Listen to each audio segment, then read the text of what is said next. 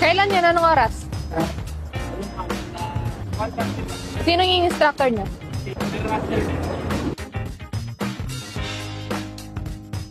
Ay, yung... Di ba lang pumasok sa room mo? Look.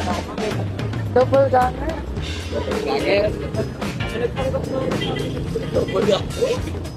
Papundo ka lang yun. Nagpakilala sa harap.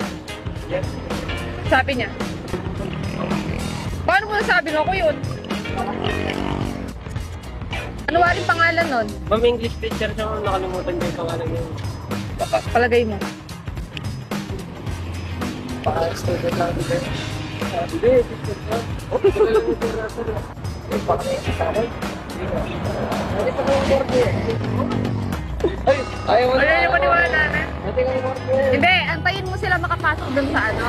Nakakal ko lang. Hindi, yung dun sa practical.